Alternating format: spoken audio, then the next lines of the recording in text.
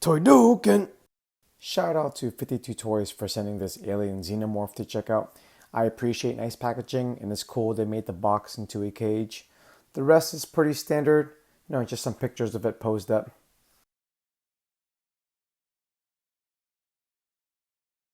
Here it is out of the box.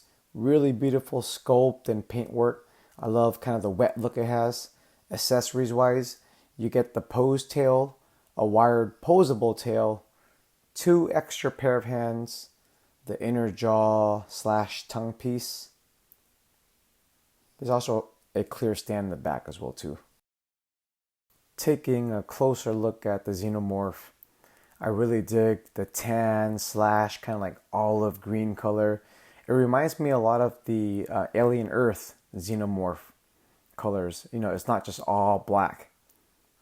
The head has this really cool translucent plastic. You can kind of see the inside of it. Yeah, the details are just beautiful. Getting into articulation, I'm going to remove the tail to get out of the way. So starting at the head, the mouth does articulate, open and closed, but the wires in the back kind of restrict the movement. The head's on a double ball joint, so it tilts left and right really far. It also looks forward really far as well too. You can combine everything together. The back of the spine has this piece that moves out of the way, so you can get him to look about that far. You could remove that later, which I'll show, to get him to look all the way forward, but that's as it is, that's how it looks now. The shoulders spin 360. There's also like this butterfly system built into it. With all that said, you can get his arms really far in front of him, almost touching his own back.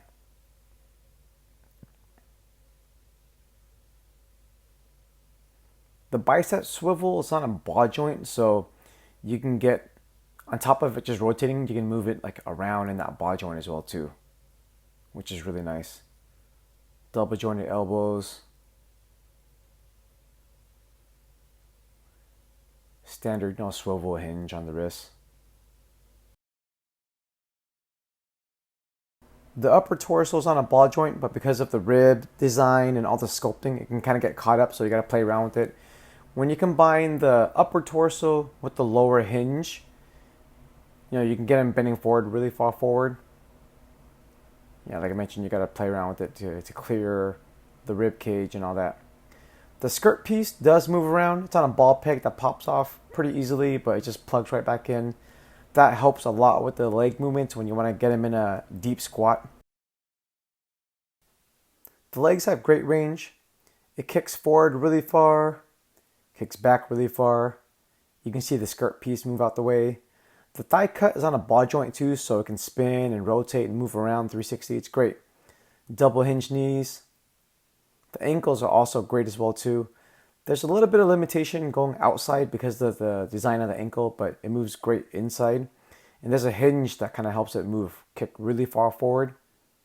When you add that with a toe, it makes him really good for when you want to get those deep crouch poses. Yeah, the whole leg system is really great. Make sure to heat this figure up before you start posing it around. The ball peg that plugs into the torso can be a little bit tight, so make sure to heat that up and you'll be good to go. Other than that, it's a really fun figure to pose around.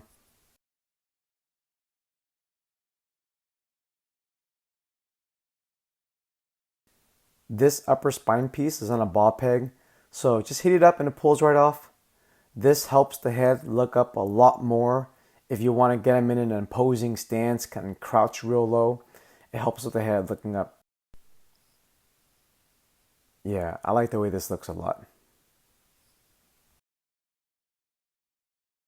To replace the inner jaw, just grab the top piece and pull off.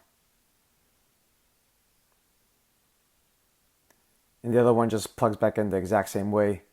I do think the inner jaw / tongue looks a little bit unfinished compared to the rest of the figure. Everything has such great paint and detail, and this one just looks a little bit, like I said, unfinished. Size comparison. Here he is next to a couple of Marvel Legends. He stands 7¼ inch tall, which is about 18.5 centimeters. And here's how he looks crouched down. Personally, I think it's a great size Xenomorph. Again, it reminds me of the Alien Earth size, which is a little bit smaller than the Alien movies. But yeah, overall, I like it a lot and think it mixes well with other 112 lines. When it's all said and done, I think 52 Toys did a great job, especially being newer to making action figures. This was a complicated design to tackle, and it goes to show that they know what they're doing engineering wise. The joint tolerance can use some improvements.